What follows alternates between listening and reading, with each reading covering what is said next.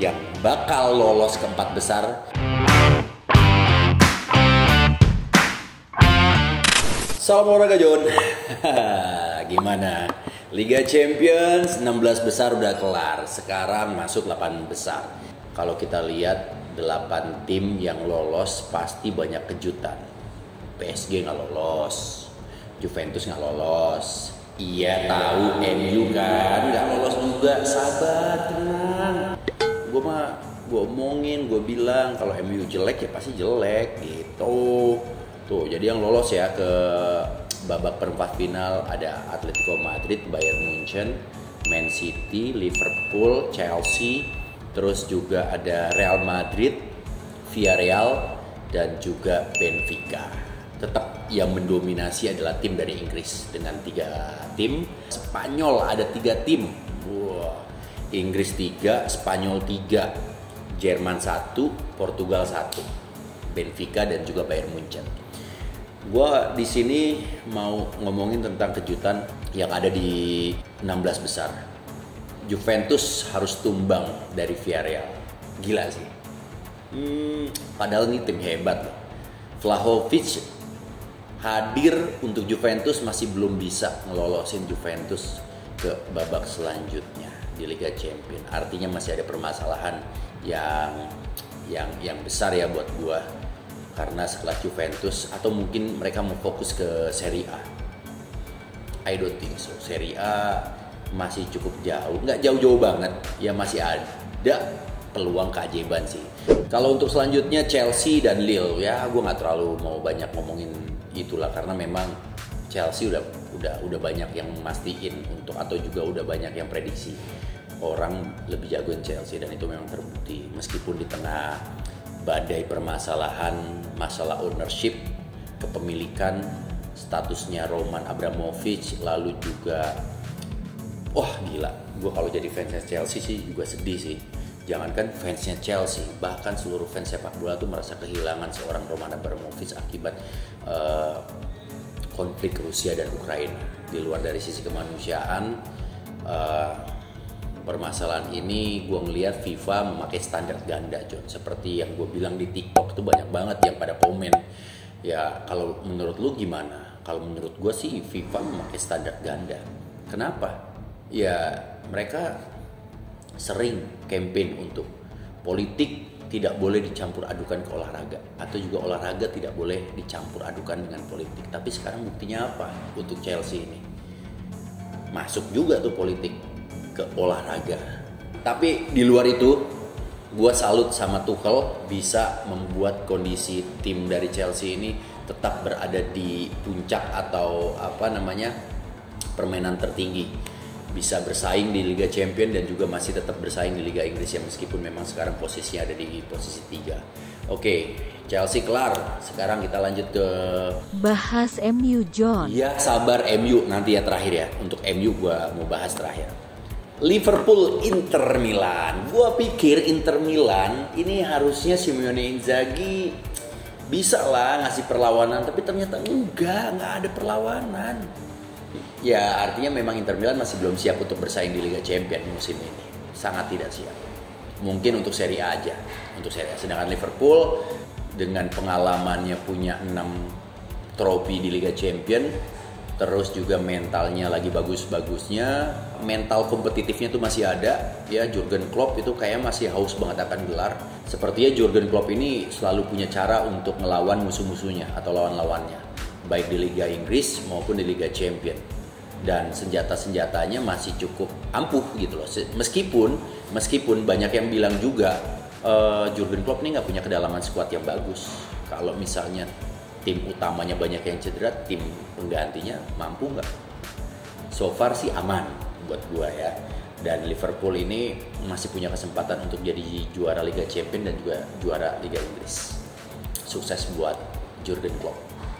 Ya, tapi hati kecil gua kalau lu tanya ya gua sih nggak ikhlas. Gua nggak redo mereka juara.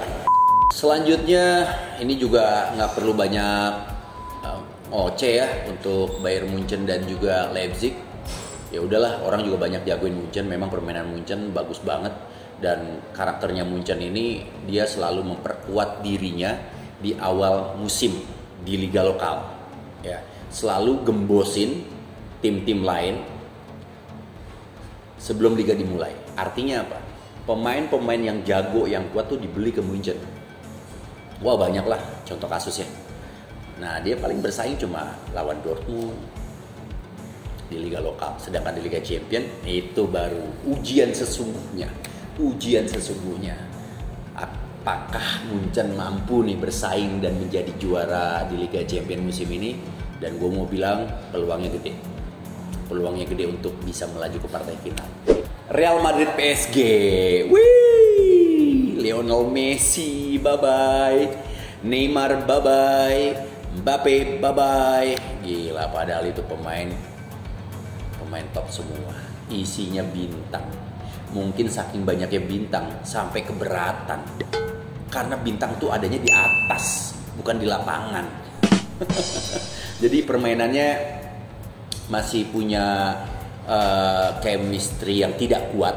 Terus juga rotasi bola yang dialirkan tidak cukup bagus untuk menyuplai lini depan dari PSG. Meskipun memang yang menjadi target man itu kalau gue lihat ya Mbappe saat ini, karena Mbappe punya kualitas permainan yang pinter sih. Emang nggak cuma jago nyetak gol, tapi juga jago untuk menciptakan peluang, dan itu dibutuhkan oleh setiap pemain sepak bola, terutama menyerang. Tapi kalau bertahan justru sebaliknya, harus menutup ruang, bukan menciptakan ruang untuk lawan. Buat gue PSG tim yang masih mentah, nggak begitu mateng.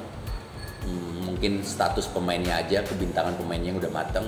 Nah, ini menarik sekarang ngomongin Manchester City. Pep Guardiola, ya meskipun nggak sama banget, tapi buat gua kehadiran owner dari Manchester City yang super tajir, super kaya, bisa mendatangkan Pep Guardiola, pemain-pemain bintang lainnya, hadirnya gelontoran uang bisa sesuai dengan prestasi. Meskipun memang di awal-awalnya masih belum terlalu maksimal, tapi sekarang Manchester City sudah bertransformasi menjadi tim kuat yang ada di Inggris, bahkan di dunia. Kunci keberhasilan City itu mendatangkan Pep Guardiola. Pep Guardiola tahu kebutuhan timnya itu siapa aja, dan dia mau ngebentuk tim dan juga permainan itu seperti apa. Dia tahu jadi apa yang dia butuhkan, siapa yang dibutuhkan, dan bagaimana cara menggunakan senjata itu dia tahu. Jadi punya karakter yang kuat dan punya permainan yang kuat, entah itu dari strategi menyerang dan juga filosofi permainan. Ngelawan Sporting dia di babak 16 besar, gampang banget Cun. Leg pertama aja udah dibantai 5-0. Cuma memang leg kedua 0-0, tapi itu nggak penting. Itu udah nggak penting. Udah lah. Itu sih udah hampir, udah pasti lolos, dan terbukti memang dia lolos ke 8 besar. Selanjutnya Benfica dan Ajax. Gue yakin kok semua orang pasti jagoin Ajax. Hampir sebagian besar. Maksud gue yakin sebagian besar pengamat sepak bola jagoin Ajax. Kenapa? Karena permainan Ajax memang lebih bagus ketimbang Benfica. Tapi di sini ternyata main menyerang aja tidak cukup, John, untuk membawa tim itu lolos ke babak selanjutnya. Dibutuhkan hasil akhir, yes. Mau entah itu disebut pragmatis atau apapun ya, bermain sepak bola parkir bis atau gimana, tapi yang jelas Benfica ini lebih sanggup dan lebih siap untuk lolos ke 8 besar. Benfica gue bisa prediksiin nyaris nggak punya peluang untuk juara Liga Champion ya, ngomongin Liga Champion, gue nggak jagoin sama sekali. Kalau Benfica sampai juara ya, gue botakin rambut gue. And terakhir, kesel. MU kenapa sih, ya Allah, bikin 1 gol aja susah banget di leg kedua. Di leg pertama juga bikin 1 gol aja susah kategorinya. Meskipun memang bisa nyamain kedudukan, tapi padahal kalau gua ya ngelihat permainan ATM tuh nggak ada spesialnya sama sekali. Tapi ya itu tadi gua bilang, terkadang main bagus, main nyerang itu nggak cukup. Cuma MU masalahnya main bagus aja enggak, nyerang banget juga enggak, nguasain permainan juga enggak, emang nggak ada yang bagus. Padahal gue berharap banget loh MU ini juara Liga Champions. Modalnya apa? Kan ada yang nanya. Bang John, ngimpi lo MU bisa juara. Modalnya apa? Modalnya 1, keberuntungan. Wah, percuma John, main bola kalau nggak beruntung nggak mungkin menang. Kunci suksesnya ATM adalah dia mematikan kreator-kreatornya MU. Itu ada Sancho, Bruno Fernandes itu bermainnya terlalu egois, lebih main sendiri. Dia menciptakan peluang demi demi keegoisan dia, dan MU ini tidak mampu memaksimalkan senjata andalan mereka, Cristiano Ronaldo. Nah, ini dia menurut gua kunci keberhasilan MU kalah. Maguire, ya. Sancho nggak bisa bergerak, dimatiin sama pemain-pemain bertahannya dari ATM. Bruno Fernandes mainnya masih gitu-gitu aja, nggak berkembang, ya kan? Diganti marah, katanya sampai nangis. Ronaldo nggak dimaksimalin, nggak disuapin dengan peluang-peluang, dan juga ya pokoknya nggak bisa bergerak lah Ronaldo tuh, ya udah dikit banget. Yang malah peluang didapat dari Elanga. Kalau peluang dari Elanga bisa berhasil jadi gol, itu beda cerita tuh. Cuma memang kayak nggak beruntung aja. Nih kontroversi, keputusan-keputusan wasit. Ada yang di kotak penalti, ada yang awalnya Fred pelanggaran, sampai terjadinya gol buat Atletico. Jadi itu nih memang agak ini nih wasit keputusan-keputusan wasit banyak banget yang katanya ngerugiin MU, tapi menurut gua memang ada beberapa, tapi nggak semuanya. Kalau Bruno Fernandes yang dapat bola di kotak penalti, nih yang kayak gini nih, nah ini gambarnya nih, menurut lo itu penalti atau enggak? Kalau menurut gua sih yes, itu penalti, karena Bruno memenangkan bola, dapat sentuhan bola pertama di kakinya Bruno, tapi ada sentuhan dari pemain Atletico, kakinya nyelip masuk ke selangkangannya Bruno, dan itu mengakibatkan Bruno tidak seimbang dan jatuh. Menurut gue itu penalti, tapi di sini wasit keputusannya tidak mengambil VAR, malah justru dia bilang no VAR. Bahkan malah menurut gue gini ya, VAR itu diciptakan untuk mempermudah keputusan wasit dalam mengambil keputusan. Tapi ternyata di sini wasitnya pede aja, so pede gitu. Di luar itu pasti ada juga yang nggak setuju dengan pendapat gua. Tapi terserah, gua bodo amat. Yang jelas pendapat gua ini lebih ke ya bukan cuma karena sekedar gua fans MU, tapi menurut gua pandangan gua itu. Dan satu lagi buat gua, kunci sukses kekalahan MU lawan Atletico Madrid, starting line up. Gue dari awal udah sedikit ragu dengan kenapa Bruno gitu loh. Padahal kondisi dan situasi secara feel ya lebih enak waktu lawan Spurs. Yang dipakai tengahnya Pogba, Fred sama Matic. Nah itu gue lebih suka. Ya gue nggak tahu, mungkin keputusannya Rangnick ini pengen mengecoh lawan aja, ngecoh Simeone. Tapi di luar itu ya memang terbukti hadirnya Bruno masih belum bisa ngasih suntikan buat Ronaldo. Kayaknya memang ada masalah nih. Masalah egonya Bruno dan juga Ronaldo. Ini mesti disatuin menurut gue.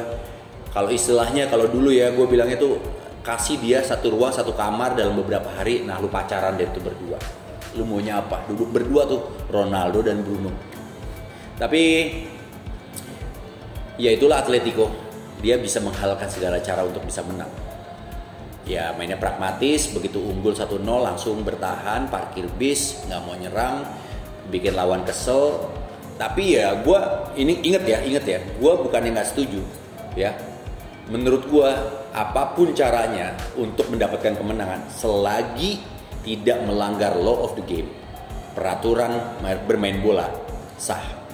Kecuali misalnya lu mendapatkan kemenangan, golnya nih, misalnya lu curang, lu pakai tangan, atau mungkin kayak golnya Diego Armando Maradona itu heading pakai tangan, tidak kedetek sama wasit, atau mungkin keputusannya juga ya pokoknya ngerugiin lah. Nah itu gue nggak setuju sih, curang itu namanya. Tapi yang waktu lawan Atletico bukannya curang sih, ya Atletico emang pragmatis aja permainannya. Begitu unggul udah tutup, selesai dianggap. Dan itu bikin pemain-pemain MU buntu. Jadinya kunci kesuksesan MU kalah dari Atletico adalah buntu untuk menyerang. Itu aja. Nah oke John, langsung aja. Tadi gue udah review beberapa hasil dan juga perjalanan 16 besar, baik dari Real Madrid yang memang rajanya Liga Champions, udah 13 kali punya trofi Liga Champions, lalu Liverpool udah punya 6 kali, Munchen juga sama, dan Chelsea udah punya 2 kali Liga Champions. City belum, sabar ya fans City, belum. Tapi kalau udah ngomongin peluang untuk 4 besar nih versi gue ya, yang bakal lolos ke 4 besar di luar dari undian nih, tapi mudah-mudahan nih nggak pada ketemu ya tim 4 besar ini. Kalau misalnya ketemu diantaranya ya lain cerita. Jadi gue ngomong ini di saat pengundian untuk babak quarter final ini belum diundi ya. Jadi gue lihat permainan yang konsisten dan kuat sejauh ini Munchen, City, Chelsea, Liverpool, karena permainan mereka itu kompak, kuat, dan punya kekuatan yang bagus. 4 tim tadi, City, Chelsea, Munchen, Liverpool. That's it. Oke, sampai ketemu nanti di ocehan bola gua berikutnya. Salam olahraga. Ciao.